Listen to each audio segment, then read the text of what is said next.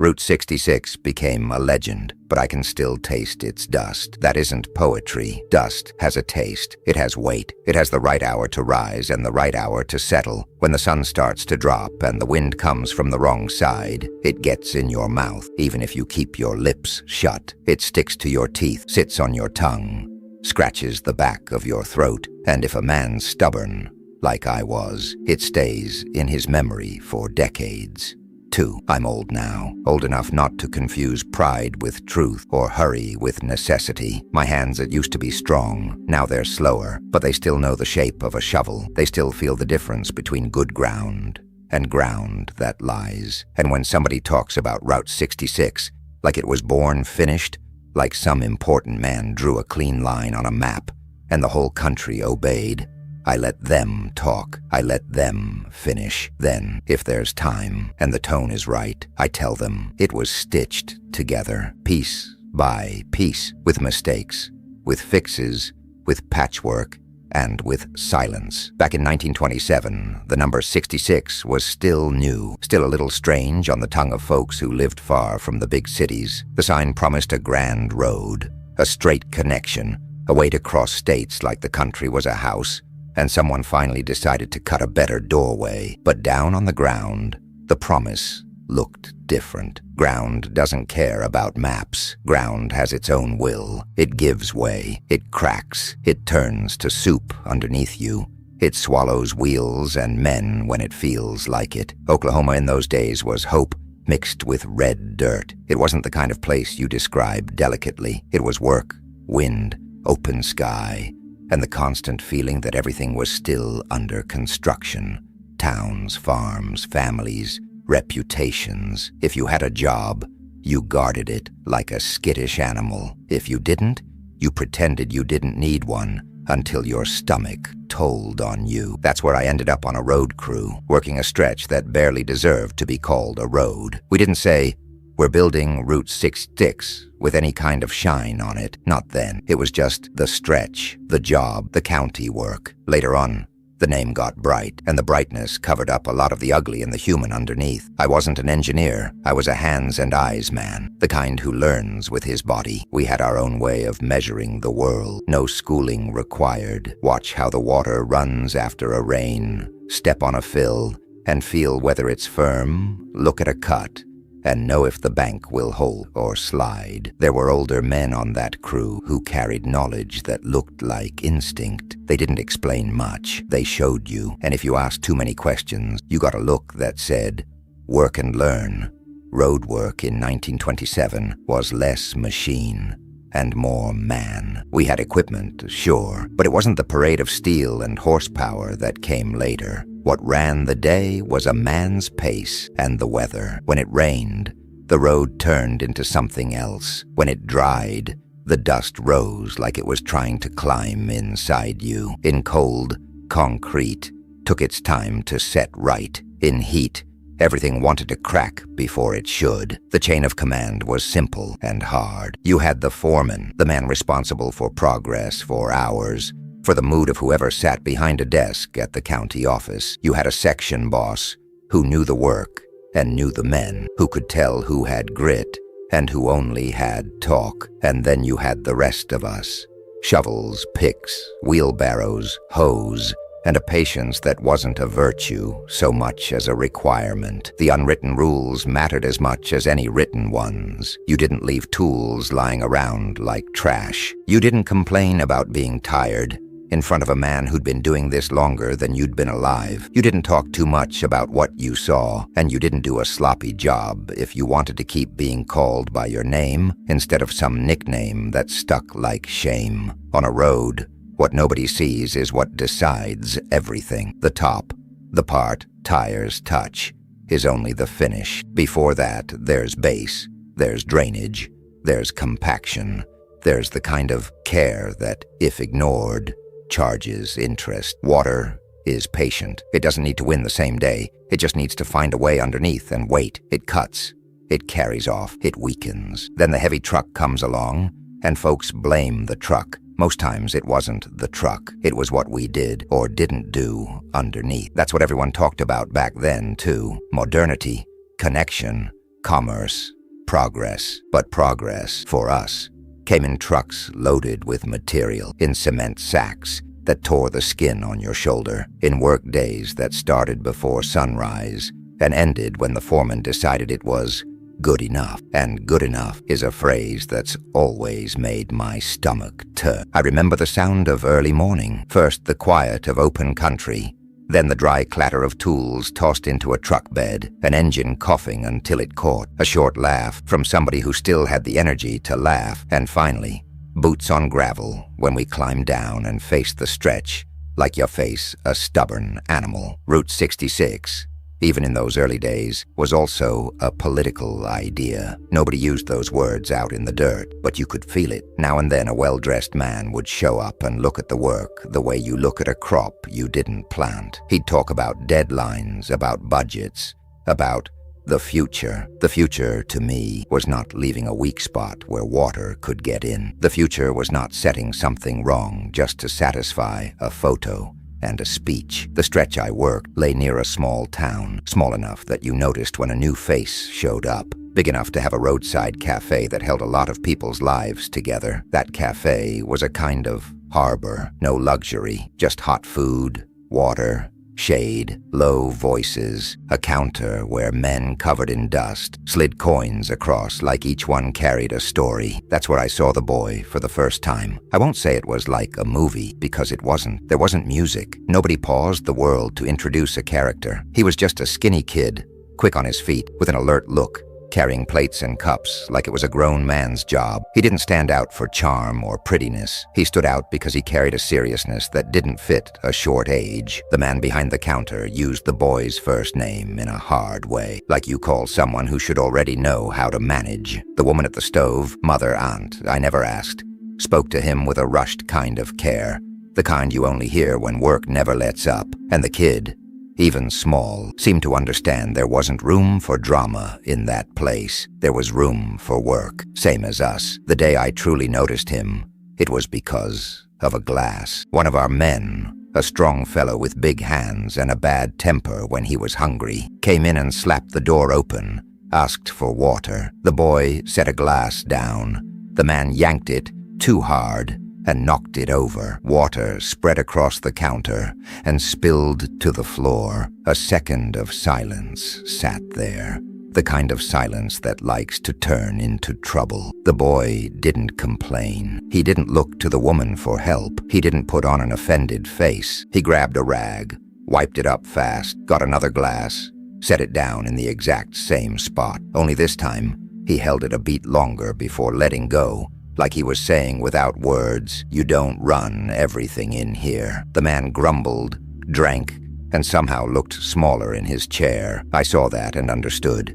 That kid had learned how to defend himself without raising his voice. Life teaches you that when it doesn't offer options. I went back there often because everybody did. Sometimes it was just to swallow weak coffee and get moving. Sometimes it was to wait on a materials truck. Sometimes it was because rain had turned the stretch into mud, and the foreman said, "Sit tight till it dries. Road work has its pauses."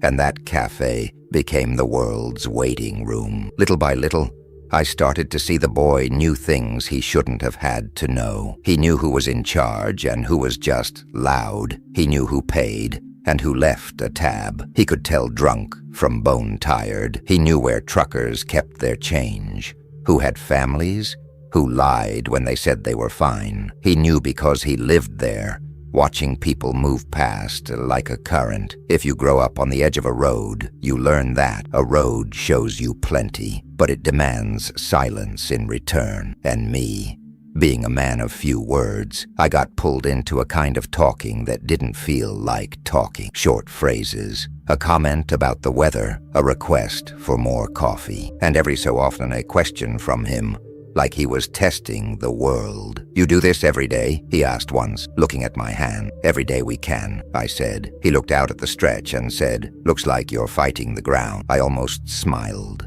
Almost, because he was right. "We are," I told him. Then without a hint of a joke, he asked, "Who wins?" That question stayed with me longer than it should have. Back then, I didn't know how to answer cleanly. The honest answer is, Nobody wins forever. Sometimes the ground wins. Sometimes the water.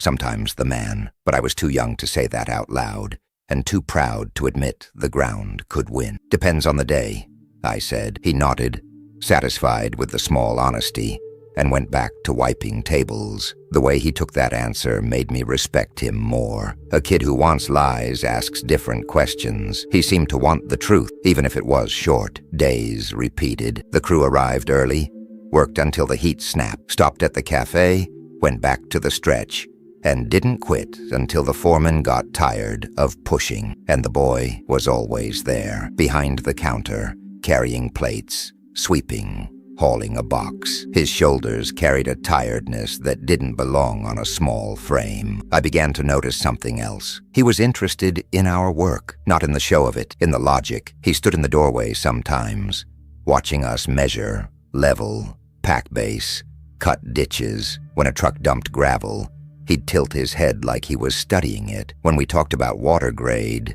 he listened, and when some man said, "Doesn't matter," I saw the boy's eyes tighten a little, like he already understood that "doesn't matter" is the kind of phrase that becomes a disaster later. One late afternoon, I saw him behind the place, messing with a pile of scraps, wood, empty cans, a piece of rope. He was trying to make something, maybe a fix, maybe a toy, and he was failing with patience. I passed and stopped. "What are you doing?" I asked. He didn't look up right away, not defiant, just focused, trying to get it solid, he said, like that was obvious. The word solid came out of his mouth the same way it came out of ours.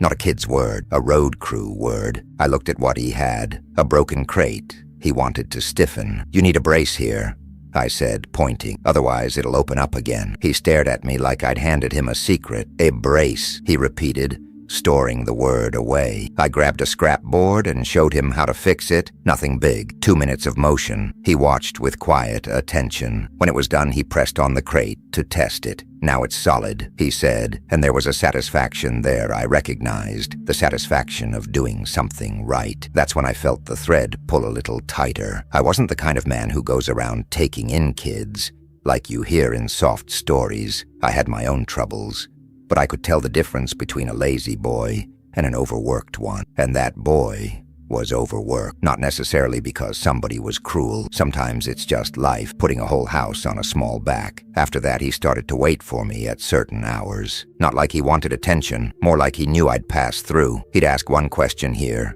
another there. "Why do you dig here and not there? Why does that part sink more? Why does the water run that way?" I answered the way I knew how, short, plain, no fancy, and he drank it up like it was school, not because I was a teacher, I wasn't, but because he was hungry to understand. And for a kid like him, understanding was a way not to get swallowed by the world. But when a bond starts in a hard place, it always carries risk. Because the closer he got, the more I began to notice things I'd tried not to notice. The cafes need to keep selling, the tabs, the owner's fear when a county man stopped by, the way the woman at the stove went stiff whenever someone mentioned fees, licenses, or inspection. I understood without anybody spelling it out, that place was walking a line, too. The road wasn't just changing the ground, it was changing lives around it. And when life changes, it rarely does it gently. I left the cafe that day with the feeling I was stepping into a story that wasn't only mine. It was still 1927.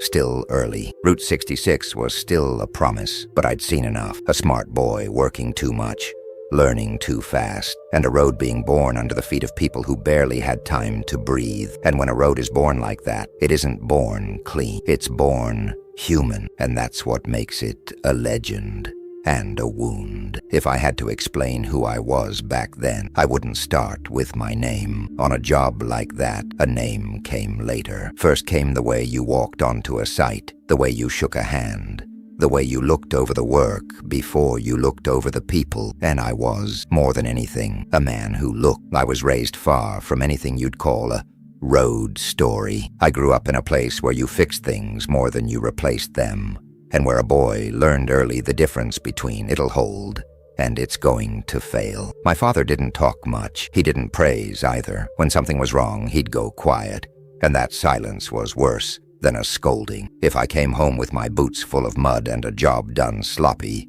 He didn't shout. He sent me back out to do it right. We ate supper that night, and nobody brought it up. That's how shame taught you in those days. By the time I got onto the county road crew, I carried that kind of discipline like a habit. It wasn't virtue.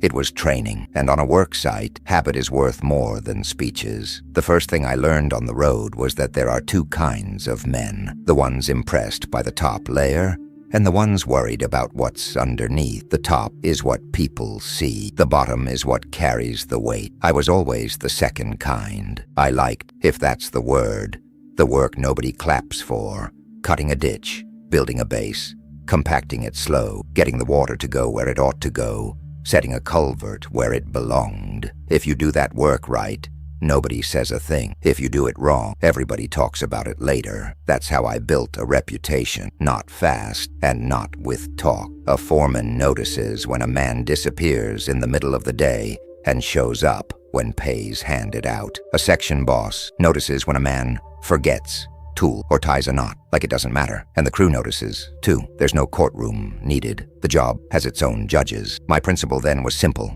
and hard. I didn't sell my work. That didn't mean I was a saint. I had my faults like any man. I could be too dry, too stubborn, too quiet when I should have spoken. But I didn't do work just to look good from the road. I didn't take shortcuts that left a surface pretty and the foundation rotten. I'd seen too much come out of the phrase, "we'll fix it later." Oklahoma had its own way of measuring men. It wasn't only strength, it was steadiness. A man could be strong for 2 days and useless the rest of the week. That didn't count for much. What counted was showing up every day and doing the same job with the same care, without begging for credit, without bragging. And when you made a mistake, because everybody does, what defined you was what you did next. I made a mistake early on, the kind that doesn't kill anyone but teaches you quick. One hot, dry day, we were prepping base, and I figured I could speed up the compaction. I was young and trying to prove something. The section boss came over, stepped on it, listened to the sound under his boot, and told me to redo it. "You want this to be a road," he said, "or you want it to be a problem?" I got mad inside. I didn't answer. I redid it. Late that afternoon, he walked past again and just gave me a small nod. That nod meant more than praise. That's when I understood. Out there, respect is quiet. You gain it and lose it without anyone announcing it. My code had another piece, maybe even more important than the first. No man gets left alone when things tighten up. That wasn't romance.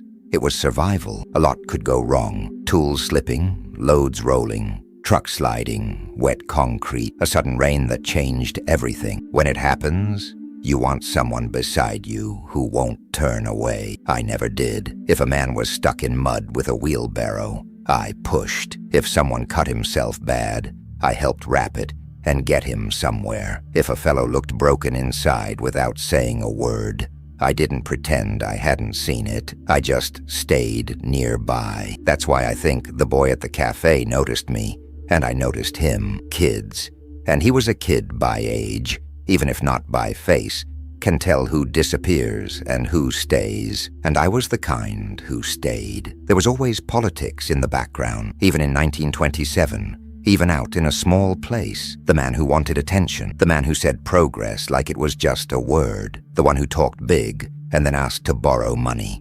I didn't step into it much. I stayed with the work, but I wasn't blind. I saw the game. And I saw, for example, how certain choices weren't really technical. They were money choices. A culvert could be one size or another. A base layer could be thick enough or close enough. A stretch could be drained right or drained more or less. And more or less always came with a smile from somebody who wouldn't be there later when it went bad. Back then I still believed the right thing would win just because it was right. That's a young man's mistake, thinking the world answers to logic. Later I learned the world answers quicker to money and hurry, and that doing it right when it matters costs something. My life outside the job wasn't much, and I didn't demand it be. I slept where I could, just ate what was there, washed up in a basin, and kept moving. Some nights I was so tired I couldn't even think. But there's a kind of tired that isn't in the body. It comes when you watch good men make small compromises and call them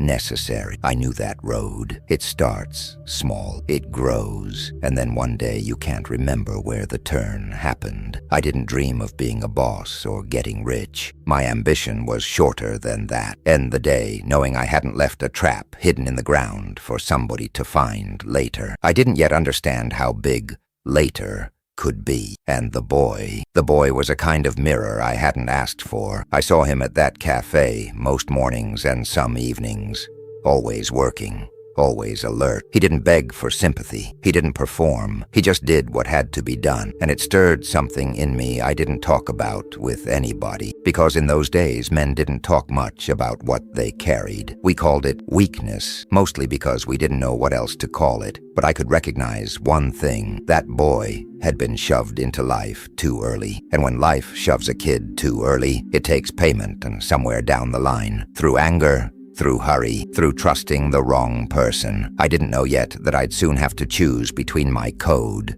and my paycheck. I didn't know the boy would be close enough to see it, close enough to get hit by things that weren't his. I only knew there was a road being built, a country trying to tie itself together with a number on a sign, and a handful of men trying to keep their dignity standing up in dust and bad orders. I was one of those men, not the best, not the worst, just a man who believed, stubbornly, that what holds the world up isn't what people see, it's what's underneath. The cafe didn't have a name worth repeating. If there was a sign, it was old and always leaning, like even the board was tired. We just called it the Café by the stretch. That was enough, because when a place becomes necessary, it stops needing decoration. It sat on a bend in the road, or what still barely counted as a road, close enough that you could smell food before you saw the roof, far enough that the dust didn't bury everything all at once. Out back, there was a crooked little shed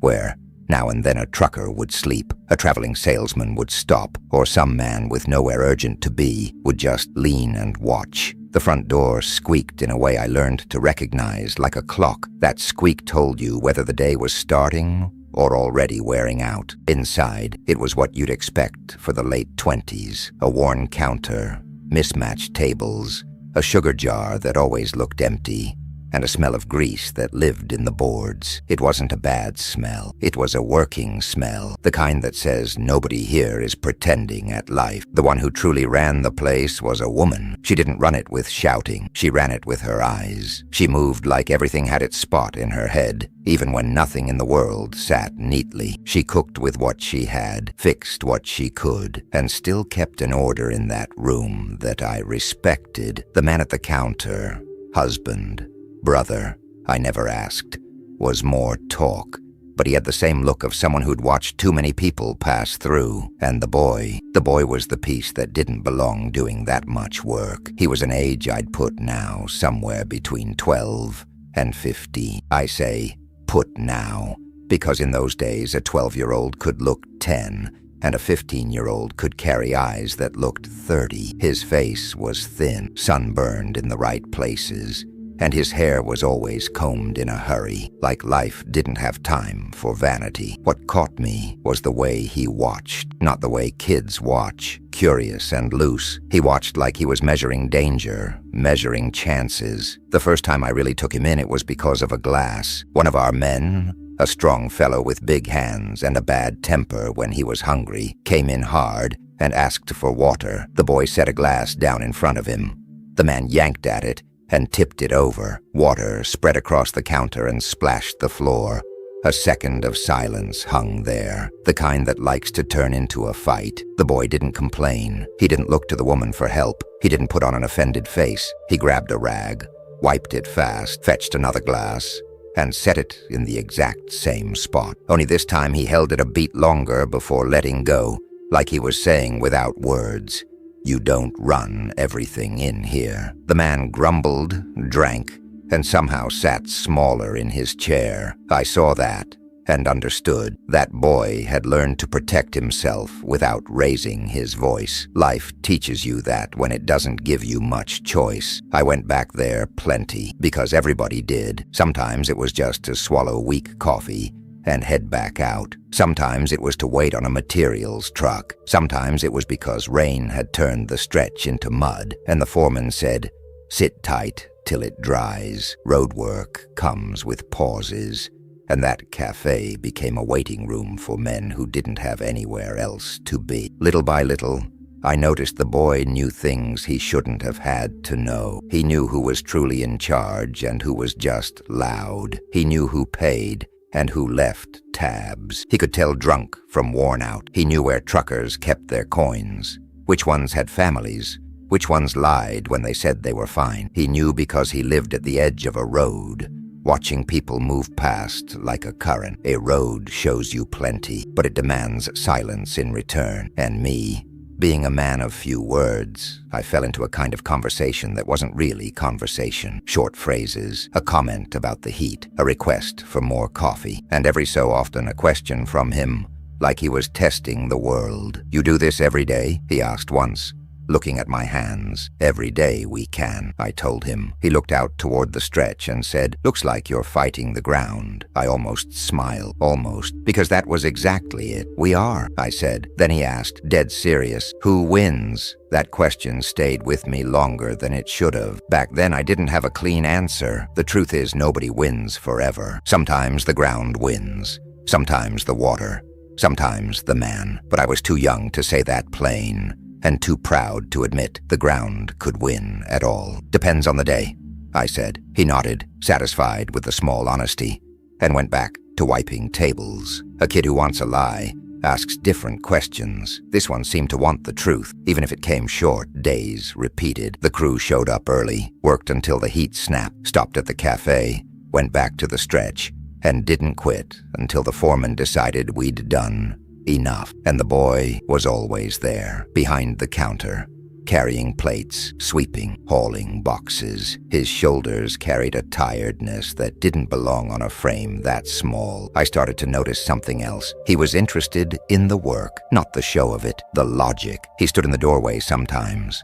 watching us measure, level, pack base, cut ditches. When a truck dumped gravel, he tilted his head like he was studying a lesson. When we talked about water grade, he listened. And when some man said, "Doesn't matter," I saw the boy's eyes tighten a little, like he already knew that "doesn't matter" is the kind of phrase that turns into trouble later. One late afternoon, I saw him out back, working at a pile of scraps, wood, empty tins, a length of rope. He was trying to make something hold, maybe a fix, maybe a little crate, and he was failing with patience. I passed and stopped. "What are you doing?" I asked. He didn't look up right away. Not stubborn, just focused, trying to get it solid. He said, like that should have been obvious. The word solid came out of his mouth the way it came out of ours. Not a kid's word, a road crew word. I looked at the broken crate he was wrestling with. "You need a brace right here," I told him, pointing. "Otherwise, it'll open up again." He stared like I'd handed him a secret. "A brace," he repeated, storing the word away. I grabbed a scrap board and showed him. Nothing big, 2 minutes of motion. He watched with a quiet attention. When it was done, he pushed on it to test. "Now it's solid," he said, and there was a kind of satisfaction there I knew well. The satisfaction of doing something right. That's when I felt the thread pull tighter. I wasn't the sort of man who went around taking in boys the way folks tell soft stories. I had my own troubles, but I knew the difference between a lazy kid and an overworked one, and that boy was overworked. Not necessarily because someone was cruel. Sometimes it's just life, setting a whole household on a small back. After that, he started waiting for me at certain hours, not begging for attention, just knowing I'd pass through. He'd ask one question here, another there. "Why do you dig here and not there? Why does that part sink more? Why does the water run that way?" I answered the way I knew how, short, plain, no flourish, and he took it in like school, not because I was a teacher, but because he was hungry to understand. For a kid like him, understanding was one way not to get swallowed. But when a bond grows in a hard place, it always carries risk. Because the closer he got, the more I started noticing things I'd tried not to notice. How badly that cafe needed business, how many tabs stayed unpaid, the way the owner tightened up when a county man stopped by, the way the woman at the stove went stiff anytime someone mentioned fees, permits, Inspection. I understood without anybody spelling it out. That place was balancing on a line, too. The road wasn't only changing the ground, it was changing lives around it. And when lives change, they don't change gently. I walked out of there that day feeling like I'd stepped into a story that wasn't only mine.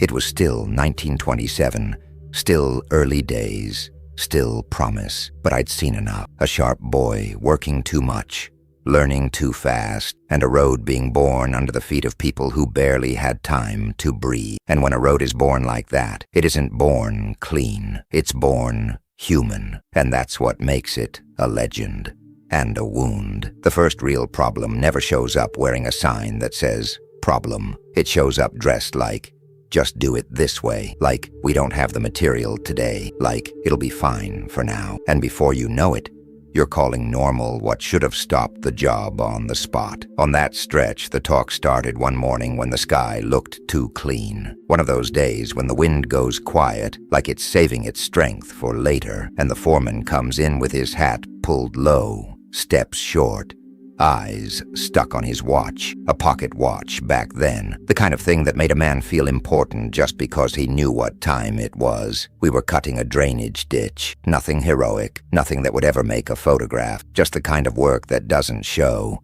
but decides whether a road survives a winter. Out there, water didn't come like a pretty stream. It came fast, sudden, and it ran underneath looking for the weakest point. The section boss, Lyle, walked up with a piece of paper in his hand, crumpled, smudged with fingerprints, office instructions drawn in a hurry. He didn't look comfortable holding it, like paper was an object meant to trip up working men. Change of plan, he said. The foreman stood just behind him, waiting. Change how?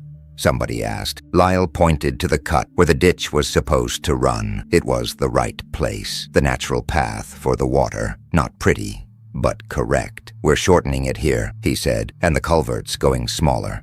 That's what we've got. That phrase, that's what we've got, usually hides another word. Cheap. I wasn't the only one who caught it. Two men looked at each other and went back to work like it wasn't their business. A third muttered and spit. Nobody likes arguing with a foreman before their first cup of coffee. I stepped closer and looked at the sketch. It wasn't a real set of plans. It was pencil lines and quick numbers. The diameter he was showing was smaller than what I considered safe for that grade. On paper, it looked like a small difference, and that's how roads fool people. They turn small into big over time. That won't carry the water, I said, keeping my voice as flat as I could. The foreman turned his head slow. It'll carry, he said, like he didn't want a conversation. It might carry on a dry day, I answered. But when the real water comes, he cut me off with his hand. When the real water comes, we'll deal with it. Right now, we've got to move. County wants this stretch finished before month's end. Before month's end. There's always a man behind that kind of deadline. Sometimes it's a speech, sometimes it's a visit, sometimes it's just fear. Fear of looking slow, fear of looking weak, and in a small place, fear drives harder than reason. Lyle wouldn't look at me. I didn't blame him. He was a decent man with a wife and kids, and I didn't know what his bills looked like. I only knew he needed that job as much as any of us. I pressed my lips together and studied the ground. There were clear signs the runoff would hunt that spot. The natural slope was stubborn. When the soil got wet, it would get heavy and press on that culvert, like it meant to crush it. And a culvert that's too small, set on a base that isn't right, becomes a choke point. A choke point becomes a backup. A backup becomes erosion underneath. And erosion underneath one day becomes a wheel dropping where it shouldn't. I knew all that without fancy words. We've at least got to set it on a firm bed, I said, trying to bargain for what I could. The foreman breathed through his nose, impatient. Do the best you can with what we've got, but do it. So the job moved forward. Jobs always move forward when a man's pay depends on the day ending. And that's when I noticed the boy. He was there, too close. Not inside the work, because nobody wanted a kid underfoot, but close enough to see. The cafe sat near enough that he could walk over with water and a box of food for the crew. I hadn't asked for anything, but he came anyway with an extra canteen, like he could feel the heat rising. He stopped a moment, holding it with both hands, watching the way the men stood, the foreman talking, Lyle with paper, me pointing at the ground. He couldn't hear every word, but he could read a serious conversation by posture alone. When the foreman stepped away, the boy came over and set the canteen down. "You putting pipe in there?" he asked. I glanced around to see who might be listening. "Yeah," I said, "for the water, so the water doesn't take the road with it," I told him. He frowned, thinking with his whole face. "Then why's it small?" he asked. That question hit harder than it should have, because it was simple and because it sounded like an accusation, even when it wasn't meant that way. "That's what we've got," I said. He went quiet for a beat. "But if it's small, won't it clog?" I could have shut him down. I could have said, "That ain't kid business," but there was something in him, practical intelligence, honest worry about how things fail, and I was tired of grown men pretending they didn't see what they saw. "It can clog," I admitted. "It might not handle it when the water comes heavy." He swallowed, and I couldn't tell if it was dust or thought. "Then why do it?" he asked. I looked at the stretch, at the tools, at the foreman off in the distance, back turned, ordering another crew to haul material. "Because somebody wants this road finished yesterday," I said, "and because doing it right costs more than they're willing to spend." He didn't answer right away, just nodded, like he'd learned an ugly rule of the world. That afternoon we set the culvert. We did the best we could. I made the bed as firm as I could get it, asked for extra gravel where I could, checked the grade twice, packed the base until my arms ached. I didn't do a sloppy job.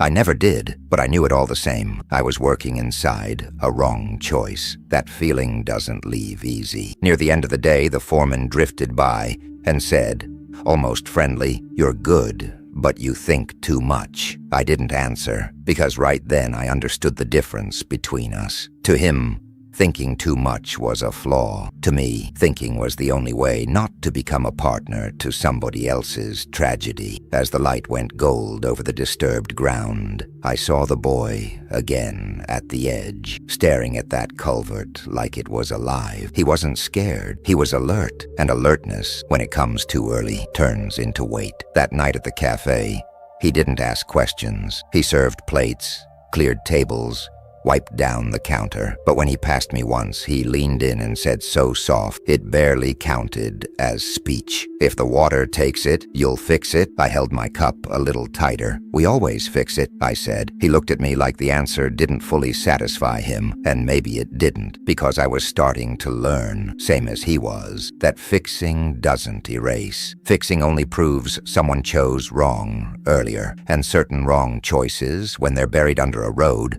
don't just hurt the road, they hurt people. After that culvert, things didn't get worse all at once.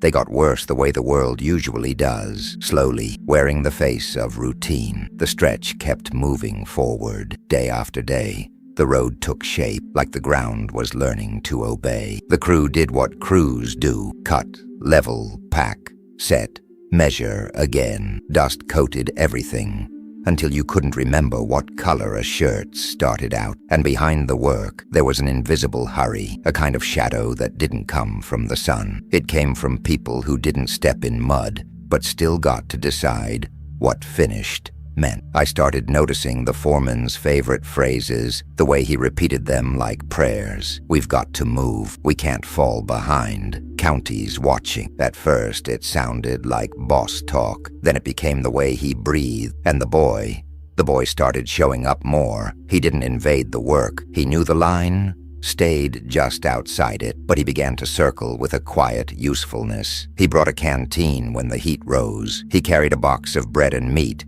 when the crew didn't have time to run to the cafe. He ran messages from the counter to the shed, and from the shed back to the road, and sometimes he just stood there, watching us like the work was a book he was learning to read. At first I didn't like it, not out of meanness, out of caution. A kid near road work is trouble waiting for a chance. If he gets cut, the blame lands on somebody. If he gets hurt bad, it lands on everybody, and I didn't want him learning certain things too early.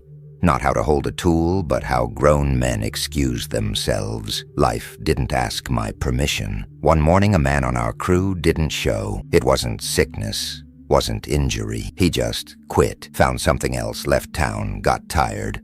Who knows? The work eats men like that. We were short-handed, and instead of slowing the pace, the foreman tightened it. Lyle made a list and started handing tasks out, like he was handing out weight. Work that used to be shared with room to breathe became a steady shove, and it was on a day like that, when everybody was too busy to think, that the boy went from cafe helper to extra hand. Not officially, never officially. It started small. He held the end of a tape measure while I marked a distance because I needed both hands free. Then he fetched a level. Then he steadied a stake while a man drove it. Nothing that looked dangerous, but every just this once is a door. Before long, he knew the word grade. He knew water can't be beaten with muscle, only with a path. He knew concrete doesn't forgive hurry. And worse than that, he could recognize when the foreman was trying to buy time at the cost of doing it right. He didn't say it, he just watched. I started talking to him more firmly. Stay there. Don't step onto the stretch. Don't come near when a truck's backing.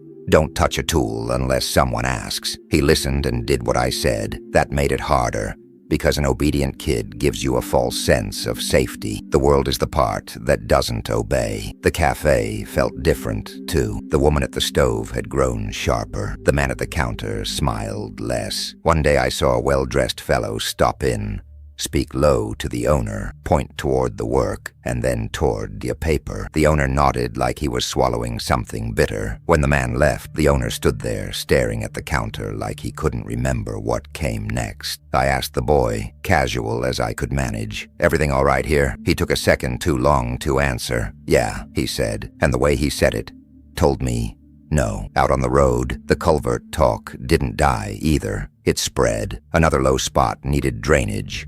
Another bend needed cutting, and every time we came to a place where the ground demanded care, somebody's mouth produced the same answer: do it the fast way. I watched good men start giving in, not because they wanted to, because they were tired, because they needed their pay, because they had families, because the shame of losing work felt bigger than the fear of a problem that might not show up for years. And me, I started becoming the difficult one. Not loudly, nothing dramatic, just a look here, a sigh there. The foreman would pull me aside sometimes and say, "You're good, but you're going to slow us down with that perfection of yours." Perfection. Like I was trying to make it pretty. I was trying to make it hold. That was the air we were breathing. Hurry, fatigue, quiet. When the boy made a decision of his own. One late afternoon, I was adjusting a level where the gravel had gone uneven. The sun was low. Men were sour because they wanted to quit. The boy appeared with a small sack of tools he'd collected: a light hammer, an old wrench, a handful of nails. Scrap, really, except he'd arranged it like it mattered. "I brought this," he said, "in case you need it." I stared at that bag, not for its usefulness, for what it meant. "You don't have to do that," I told him.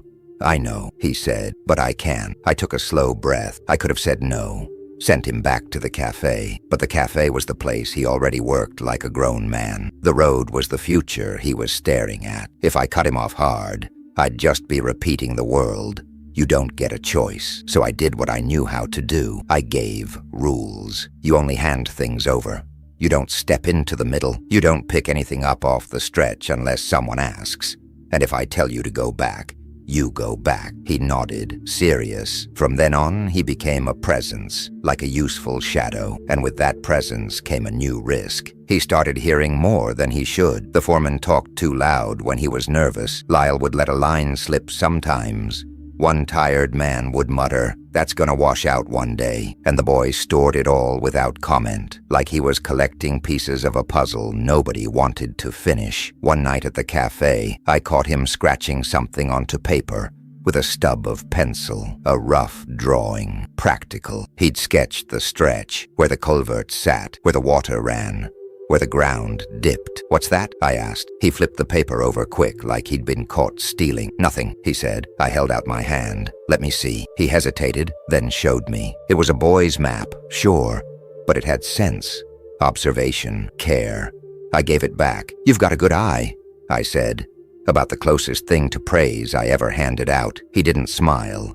He only asked, because he couldn't let it go, If that culvert goes bad, whose fault is it? The question was plain, and it hit hard, because it forced a man to face what he'd rather push into the future. I looked across the room, the owner counting coins, the woman stirring a pot without looking up, the world moving forward, like nothing was hanging by a thread. Sometimes, I said, the blame gets spread around, and that's why it feels so heavy. He went quiet, and so did I, because I was starting to understand. The boy wasn't only learning road work, he was learning how adults explain away what they don't want to fix. And I knew, with the kind of certainty you get when you've watched trouble start, that when a kid learns that too early, he either hardens or he breaks. And neither one happens without leaving a mark on the people who stood nearby. The day the choice turned real wasn't the loudest day or the most dangerous one. That's what still bothers me. We expect the decisions that change a life to come with a sign. Thunder, warning, something to make it feel official. Sometimes they come with a high sun, dust in the air, and a man saying, "Move it." We were working a low spot where the road had to cross a shallow dip. It wasn't a river. It wasn't anything you'd point at. Just a place where water liked to gather and cut underneath when it came. Ground like that doesn't forgive hurry. From a distance it can look firm enough. Then you put weight on it. Truck, rain, time. And it shows you what it is. Lyle got there early, before the foreman. With a tired look on his face, he held a paper like it had gained weight overnight. "They want this closed up today," he said. "No warm-up today?" I asked. "Today," he repeated. "There's a visit tomorrow." A visit, always a visit. I learned the world doesn't run on need. It runs on appearances. Doing it right wasn't complicated. Cut deeper, lay a proper bed, put in drainage the size it needed, compact in layers, give it time to set the way it should. Doing it today meant something else. Save material, shorten steps, cover it up, and keep moving. The foreman arrived not long after, already talking loud, throwing orders around like he was throwing punches. "We're closing this dip. I want concrete moving before noon," he hollered. I stayed quiet for a minute. I walked the ground.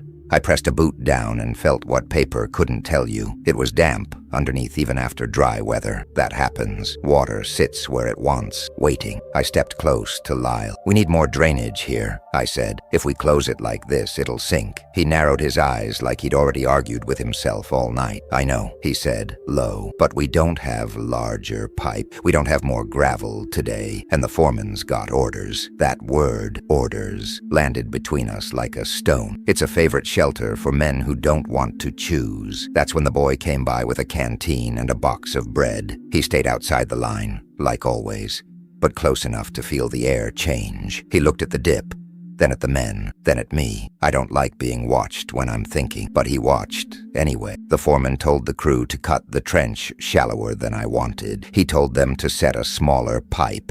He told them to pack it good, like good is a word that can change what ground is. At first I tried the way a man tries when he still believes talk can fix things. "If we do this right now, we won't be back here later," I told the foreman, keeping my voice steady. "This dip will turn into trouble." He let out a short laugh with no humor. "You think there's going to be a later?" he said. "County wants it done. Done gets paid.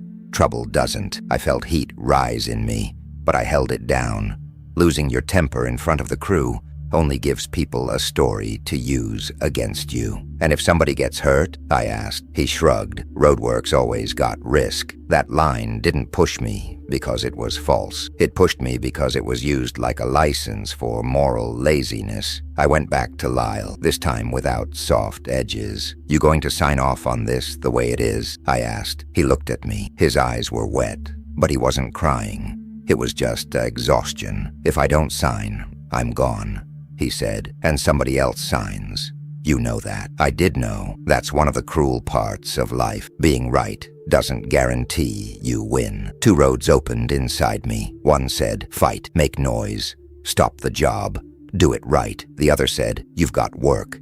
You've got men beside you. You've got that boy watching. If you fall here, what do you actually protect?" I looked around, men working with their heads down, because poor men learn not to step into a boss's war. The concrete truck rolling in, raising dust, the sky too clean, and the boy standing there with that canteen like he was holding a question. Then life did what it always does when it forces a choice. It gave me a small second to decide, and then it moved on, like nothing happened. The foreman shouted, "You, get over here. You know how to do this right. I want you on the base." He wasn't calling me to do the right job.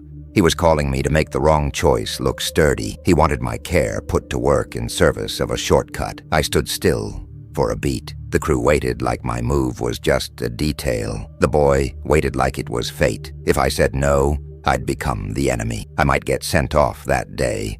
I might earn a reputation that followed me county to county, troublemaker. And I didn't have saving. I didn't have protection. A man without work then was a man without ground. If I said yes, I'd be a partner to it. The real choice wasn't courage versus cowardice. It was loss versus loss. I walked over to the base, but I did it my way. I set that section as firm as the situation allowed. I begged extra material where I could. I packed it layer by layer until the men complained about the time. I shaped the grade so the water wouldn't pool. I did everything I could inside a bigger wrong. And still, while I tamped and leveled, I knew the truth. I was trying to hold back a leaking boat with my hands. By evening, the stretch was done. Done for a photograph. Done for a visit. Done for the lie that the world can be managed by wanting it. The foreman came by and gave my shoulder a light slap like it was praise. "See," he said, "when you stop thinking so much, you produce." I didn't answer. The boy waited near the cafe as the sun dropped and the wind started lifting dust again. "So?" he asked, quiet. I looked at him. I looked at that dip, and for a second I wanted to lie. I wanted to say it was solid. It was fine. Grown men knew what they were doing. I wanted to spare him the bitter taste of how things really work. But I wasn't a man who sold his work or his truth. "It'll hold," I said, slow, "until it doesn't." His mouth tightened like the dust had turned to stone. "And when it doesn't?" he asked. I waited, because some answers don't help. "The road collects," I said. "It always collects." He stared out at the stretch, and in that silence, I saw something shift, not just fear. Something heavier. The first time he understood that being part of the world also means inheriting its faults. And me, thinking I was only building a road, realized I'd just put a weight on a boy that didn't belong to him. That was the day it stopped being only work and became a debt. After a day like that, you expect something to change in a way you can see. You expect the foreman to get meaner, the crew to start talking, the sky to darken, an accident to happen quick, something to prove the point. Life doesn't have that kind of neatness. Life keeps going, and when the payment comes, it comes in installments. In the days that followed, nobody spoke about that dip. Nobody spoke about the culvert. Nobody spoke about the way we did it. The stretch kept advancing, as if nothing underneath had been bent out of shape. The foreman was pleased because the visit came, looked from a safe distance, shook a few hands, left boot prints in clean ground, and drove off. In moments like that, the road becomes a stage, and the men become scenery, useful for a picture and forgotten the moment the dust settles. But I started feeling the change where it always starts, in the way men look at you. A fellow who used to offer me a pinch of tobacco now only nodded. Another who liked to chew the fat began avoiding me. It wasn't open anger. It was caution. Men on crews learned to spot the kind of person who might bring trouble down on everybody. And I'd become the one who thinks too much, the one who questions, the one who might take a swing at the foreman's authority. Nobody wants to be seen too close to that. When a paycheck is thin as paper, Lyle changed too. He stayed steady with the work, but he lost what little ease he'd had when a day went well. He spoke less, sighed more. When we crossed paths, there was something between us we didn't name. We'd stepped over a line together, and neither of us came out the other side the same. I don't blame Lyle. I learned later on to judge men more fairly than I did when I was young. When you're young, you like the world divided clean, right and wrong. Then you learn there's right and there's survive. Knowing that doesn't loosen your throat when you realize you're living inside the compromise. The boy, though, he became both closer and quieter. He still brought water, food, messages. He still watched, but the questions thinned out. When he spoke, it was short, like he'd learned that asking too much hurts, like he'd learned grown men don't always have answers. And when they do, they aren't always answers you want to hear. I saw it one afternoon when the sky shifted fast, the way it does before a hard, quick rain. The wind kicked up dust, and the men started gathering tools in a hurry. A tool left out there meant money lost, and money lost meant fighting. The boy stood in the cafe doorway, staring at the horizon. I was tugging a tarp over a pile of material. "It's gonna rain," he said. "It is," I answered. He looked down the road toward that dip we'd hurried through. "When it really rains," he start and stop. I finished it for him. "The water'll go looking," I said. He nodded and went back inside. It wasn't a conversation. It was a fact. The first real consequence showed up small, almost ridiculous, but it was a warning. Early in the week, a materials truck sank in mud and blocked the way for hours. The foreman got furious, like the mud had done it to spite him. He took it out on everybody, shouting, pushing, throwing orders sideways. In the middle of that mess, I saw him point at me while he talked to a county man who'd come by to check in. He pointed like he was labeling me, "That one's trouble." I didn't know it in that moment. I knew it afterward, in the way Lyle stopped calling on me for certain decisions, in the way certain jobs started landing on me. Not out of trust, but as punishment. Heavy work, repetitive work, work that keeps you too busy to think. It's an old way of training a man to stop asking questions. And the consequence reached into my life outside the crew, even though my life outside the crew didn't amount to much. There was a young woman in that nearby town. No grand romance, not the kind folks like to dress up, just a possibility. A few quiet minutes at the end of a day, a look that held longer than necessary, a future I wasn't brave enough to call a future. She worked where she could, came into the cafe now and then, greeted me in that way some people do when they see more than they say. After the visit, after the rush, after the stretch was declared done, I noticed she looked at me differently too, not because she'd decided anything on her own, but because of talk. In a small town, talk is born fast and grows without a father. And talk loves a man who doesn't defend himself, because a man who won't argue looks guilty. I heard, in pieces, that I was difficult, proud, one of those who thinks he knows better. Nothing you can pin down, just enough to make a person who wants peace step back. I didn't go chasing it. I didn't have the strength for that kind of battle. And maybe I was already turning into my father in the worst way, preferring silence to explanation. The boy, though, came looking for me that evening. I was outside the cafe, washing my hands in a basin, trying to get the smell of dirt and cement off my skin. He walked up with a clean cloth and offered it without saying a word. I took it. He stood there like he was waiting for permission to speak. "You gonna leave here?" he asked finally. He wasn't asking about tomorrow. He meant bigger. "I don't know," I said. And I didn't. He stared down at the ground. "They say you fight the boss," he said, quiet. A sharp anger rose in me, not at him, at the world for dropping that on him too. "I don't fight for fun," I told him. "I just don't like lies." He went still, then said something that hit like a small stone in your boot. "Nothing dramatic, but you can't ignore it. But sometimes lies buy food," he said. I looked at him and understood what he meant. The cafe needed traffic. He needed the cafe. The owner needed customers. Customers needed the road. The road needed the job not to stop. Need stacked on need. "I know," I said, and that was about as humble as I could manage. He rubbed his shoe in the dirt. "Nervous. If you leave," he said, "I stay.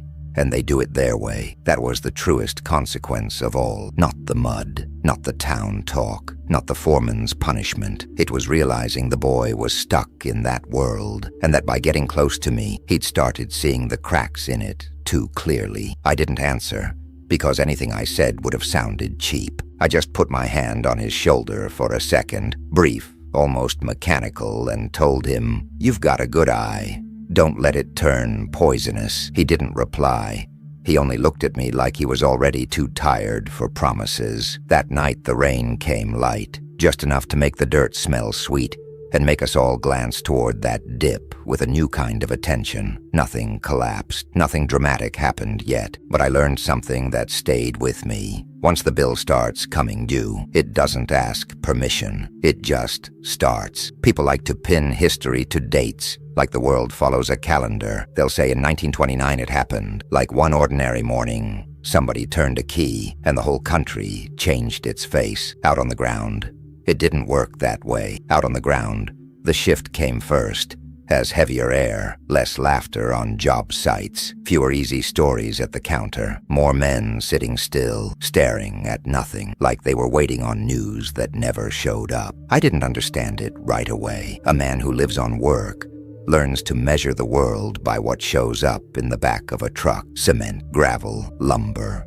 pipe. When that starts to thin out, you notice before anybody gives you an explanation, and that's how it went. One day the materials truck ran late. The next time it came half-loaded. Then it started coming with excuses. They didn't release it, not today, maybe next week. The foreman, who used to shout out of hurry, began shouting out of fear. Fear has a different sound. Hurry is irritation. Fear is panic wearing a stern face. At the cafe, the change was even clearer. Before, you'd see travelers moving because they wanted to. Salesmen, families with their cars packed tight, folks heading somewhere with that nervous kind of joy people have when the road still feels like possibility. After a while, you started seeing a different kind of face. Men with bags too small, shoes too worn, eyes that didn't rest anywhere. People who weren't traveling. They were moving because staying put had started to feel dangerous. The man behind the counter, who used to smile out of habit, began counting coins with his brow tight. More than once I caught him watching the road the way you watch a sick animal, like you're waiting to see whether it'll stand back up or just lie down. The woman at the stove started stretching food, making a pot feed more people than it had any right to feed. And the boy got thinner, if that was possible. Not because they were starving him on purpose, but when a place tightens, the youngest ones end up eating last without anybody saying so. I was older than he was, but still young enough to think it was a rough patch that would pass, that the county would steady out, that things would go back to normal. I didn't have the newspaper language for it. Crash, depression, markets.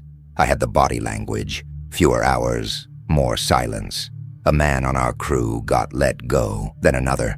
No speech, just don't come tomorrow. The foreman grew harder, because a small boss who fears losing his own spot tends to crush whatever's below him. The men who stayed started accepting things they would have argued about before, not because they were cowards, because they were hungry. That's when I understood better why the boy kept asking about blame. He already lived in a world where blame was a luxury. A man only carries guilt openly when he's got enough safety to afford it. The boy lived in the squeeze before the word squeeze became common. I remember one late afternoon when the wind turned cold, and instead of drifting easy, the dust came in short slaps. I walked into the cafe and saw two men in the corner eating slow. They weren't local. I knew because in a small place you recognize posture, how a man holds his fork, how he asks for water, how he keeps glancing at the door like it's his exit. They spoke low, but I caught enough. They were looking for work. Any work. They said they'd come from the east, like from the east.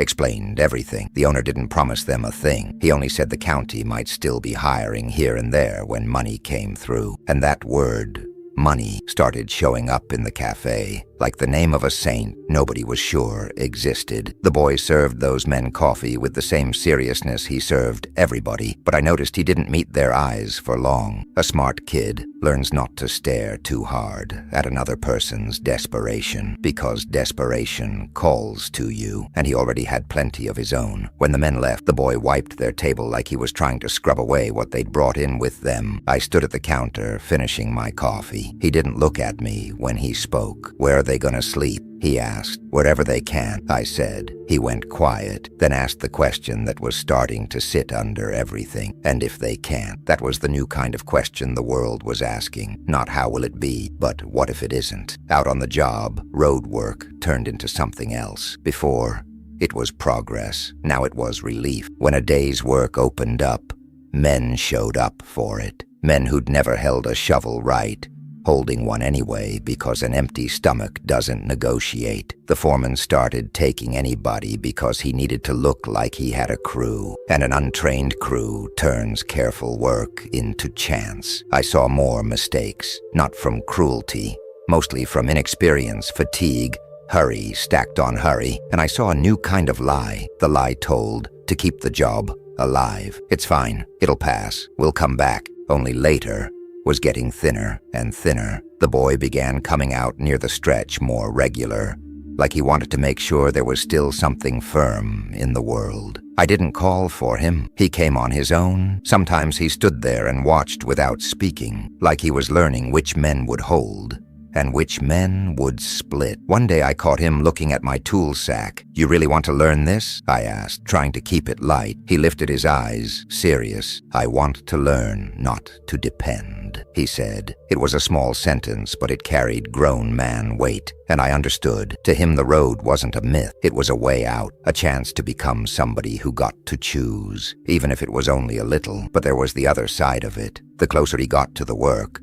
the closer he got to our kind of mistakes, our kind of compromises, and I still carried that dip and that culvert like a stone in my pocket. So I started doing something I wouldn't have called protection back then. I would have called it a boundary. When the work got risky, I sent him back. When trucks were backing, I made him step away. When the foreman was too wound up, I cut off talk. It wasn't affection. Not out loud. It was practical care, the kind men understand without naming. And still the world kept tightening from all sides. One night I heard the owner talking to the woman at the stove, thinking nobody could hear. They talked about closing, about selling, about debt, about we can't keep doing this. The boy was in the back washing dishes, acting like he didn't hear, but he did. I saw it in the way his hand paused in the water for half a second. When I walked out, the wind had died. The sky was clear and full of stars, like the world was peaceful. That's the cruelty of hard times. On the outside, everything looks the same. Dust still rises. The road is still there. The cafe still serves food. But inside, people start living with less future. And when the future shrinks, every decision gets more expensive, especially the small ones, even the ones we try to bury under a road and pretend we'll never see again. There's something a roadman learns early and only fully understands late. Time is an inspector you can't argue with. A foreman can shout. The county can pose for pictures. A piece of paper can say, approved. But time doesn't read paper. Time just rolls over what you built and asks, in its own way, whether it's going to hold. Later arrived on a morning of heavy rain, not the kind of storm you see in movies with thunder tearing the sky open. Worse than that, steady rain that starts gentle and before you realize it, has washed the whole world. The red dirt turned into thick mud. The ditches filled up. Water ran where it always wanted to run, where the ground told it to, not where a man's orders said it ought to. By then the job didn't keep the same rhythm anymore. Some weeks we moved. Some weeks we sat. The downturn had made everything uneven, but that day we didn't even try to work. We just watched, with the sick feeling you get when you know a test is happening right in front of you. I walked out to the dip. It wasn't far, but the mud grabbed at my boots like it meant to keep them. Water had already spread into a shallow sheet in places and was moving faster down the middle, like it had found a preferred path. I stood there and didn't say much. There wasn't much to say. The culvert, the first one, the small one, wasn't blown out, not yet, but I saw what I feared. The water hit, swirled, carried silt and leaves, and tried to squeeze through a throat that didn't want to be a throat. The pressure was quiet, but it was pressure, and the ground around it, instead of sitting still, seemed to breathe, a tiny movement, the kind most people never notice. But a man who's done this long enough notices. Lyle came up behind me with his hat soaked and his face tight. "You seeing it?" I asked, not like I was scolding him, just naming what was there. He didn't answer right away. He only stared. "We're going to have to open it back up," he said at last, like he was admitting a personal defeat. I felt a bad mix. Relief that I hadn't been imagining things, and anger that being right doesn't help when you're right too late. Being right too late isn't victory. It's proof that the world is more stubborn than a man's pride. The foreman showed up not long after, panic dressed up as irritation. "This damn place always floods," he barked, like the land had overheard us and decided to get even. He saw the water hammering that culvert and threw a quick look my way, the look of a man who knows this conversation is old. He didn't want to hand me my "told you so" out loud. A certain kind of boss would rather fight the weather than admit he chose wrong. "We'll hold it with sacks," he said. "Build a wall, divert it. Sometimes you can divert water for a while, but you don't divert nature with a foreman's temper." We worked in mud for hours, stacking sacks, shoveling sludge, cutting a temporary channel, the kind of work nobody wants but everybody does because, right then, it's the difference between a road and a ditch. And while we fought it, I saw the boy standing in the cafe doorway, watching with that same serious face of his. He didn't come out to help. I wouldn't have let him. That mess was too dangerous. But he watched like he was watching a lesson nobody wanted to teach. When the rain finally eased off, it was late. The damage wasn't some grand collapse that makes a headline. It was worse in a quieter way. The kind of damage that proves the bones underneath are hurt, a shoulder giving way, a hole opening near the edge, a strip of base washed clean and exposed like bone. And then came the part that always comes next. Somebody needed to be at fault, not in a courtroom, not on paper, but in the way men start talking and the way their eyes look for somewhere to land. The foreman spent the rest of the day spitting words. Unexpected, freak rain, bad luck. Lyle stayed quiet, writing notes like he was building a defense. And I stood there feeling like we were sitting back down at an argument we'd never finished because the water had dragged it right back to the table. That night the cafe was full, not with travelers, but with crewmen trying to dry their clothes, trying to eat something hot, trying to pretend the world hadn't shifted under them. I saw the owner speaking low with a county man who'd shown up out of nowhere. They weren't arguing about engineering. They were arguing about money. Who was paying for the repair? Who approved the culvert size?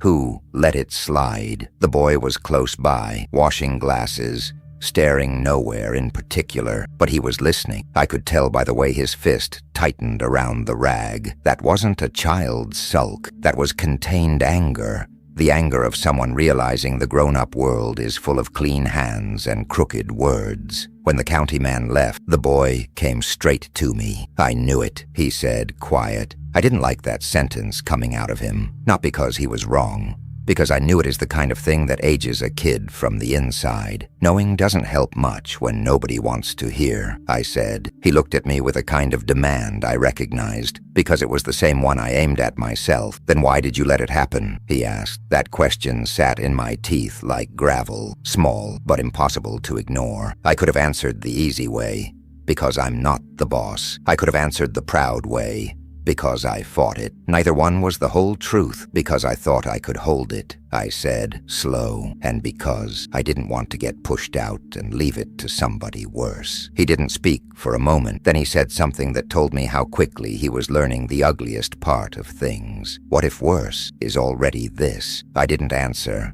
because sometimes the question is too right. Over the next days we went back in there, opened it up, rebuilt, hauled better material, fixed what should have been fixed the first time, and every shovel of mud we pulled out felt like humiliation for the men who'd gambled on hurry. The foreman got more sharp, Lyle got more worn, and I got more alone. But the worst part wasn't the repair. The worst part was watching the boy start moving differently, like he'd decided he couldn't trust anybody who called close enough a plan. And when a kid decides that, he can grow into a straight man or a hard man. One morning I didn't see him at the cafe, not at noon, not at sundown. I asked the owner, casual, like I didn't want to make it a thing. He went to handle something, the owner said, not meeting my eyes, and I felt a cold drop in my gut that had nothing to do with rain. I knew that kind of answer. Handle something was the polite name adults used when somebody was doing something risky because they had to. The road had collected its first payment, not in asphalt,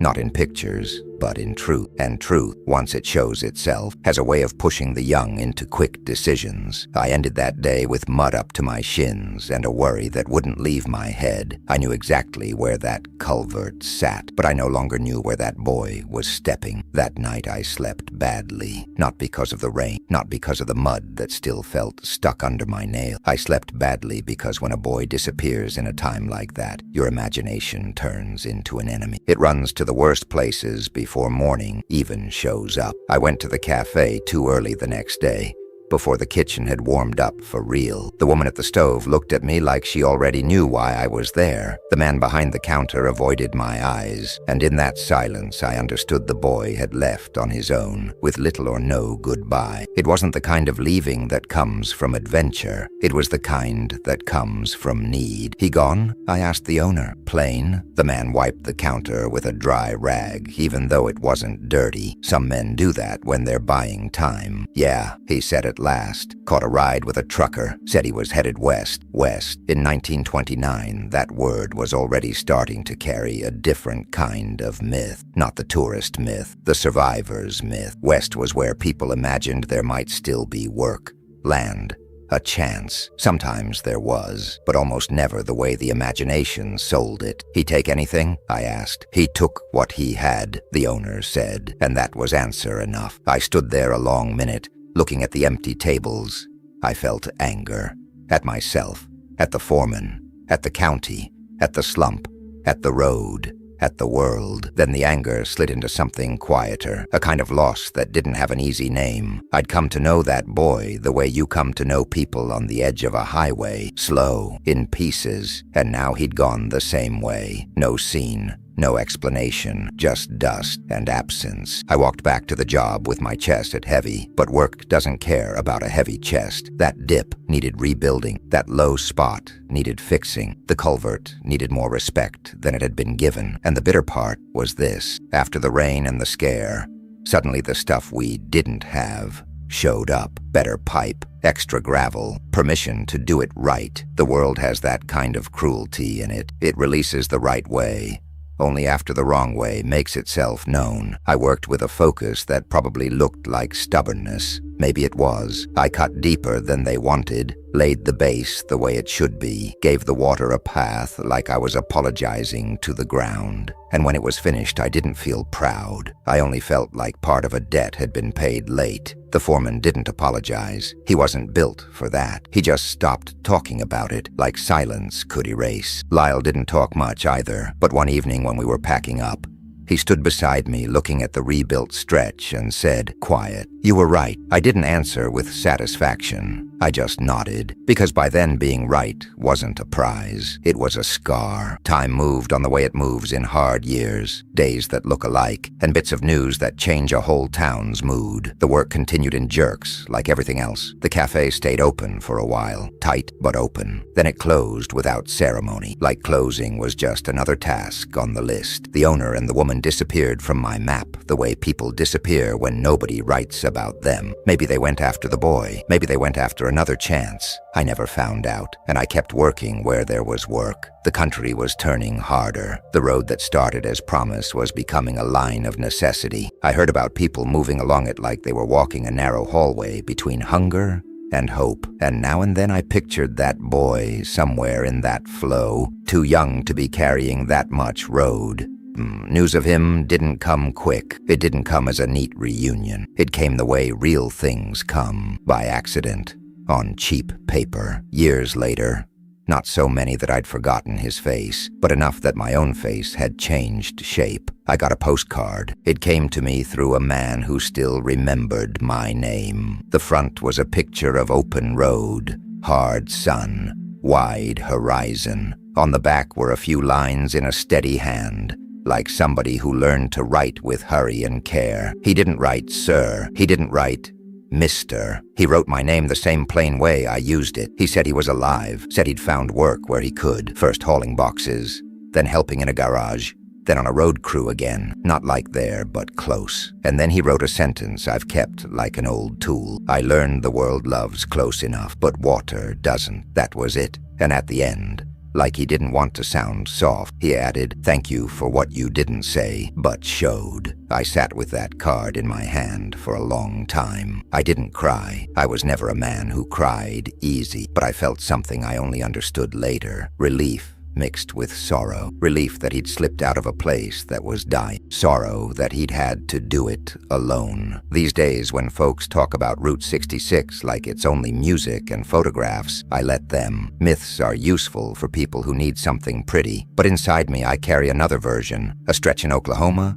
red mud, a culvert too small, a low spot that doesn't forgive, and a cafe boy who learned too early how to read the cracks in the grown-up world. And if there's one thing I know now, without preaching it, just stating it, it's that a road isn't only a path. A road is what you leave behind while you pretend you're moving forward. I can still taste the dust, but more than that, I remember the silence that comes after the dust settles. And in that silence, sometimes I still see that boy standing in the cafe door, looking at the ground like he knew the ground keeps names, whether anybody writes them down or not.